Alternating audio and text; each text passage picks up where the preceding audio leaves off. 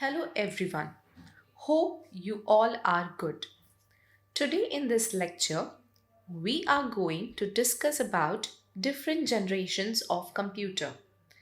The history of computer development is often referred to in reference to the different generations of computing devices.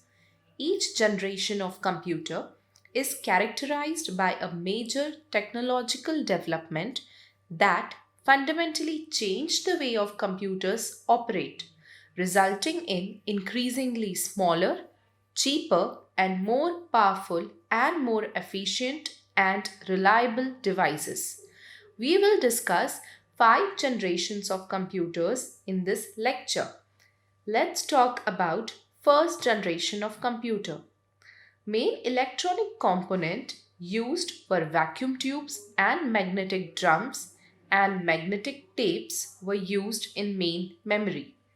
Machine language was used. They were very slow and very large in size, consume a lot of electricity and generate a lot of heat. Punched cards were used as input devices and paper tape for output.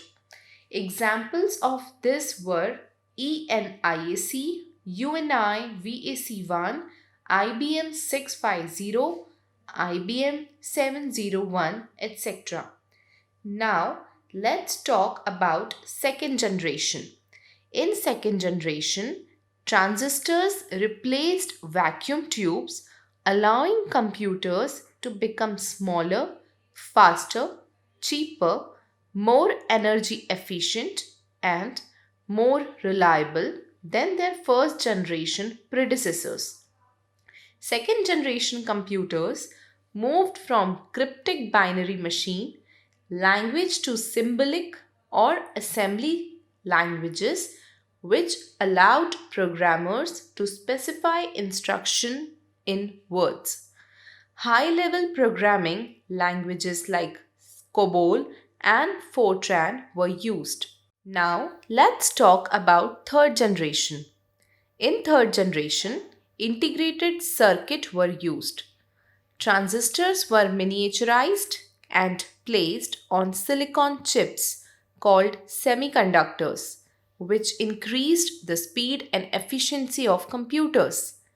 Time sharing operating system allowed interactive usage and simultaneous use of these systems by a large number of users. In fourth generation, microprocessor were used. What in the first generation filled an entire room could now fit in the palm of the hand.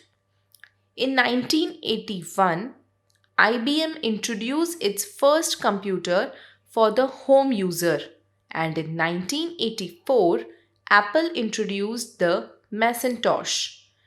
They had faster and large primary and secondary storage.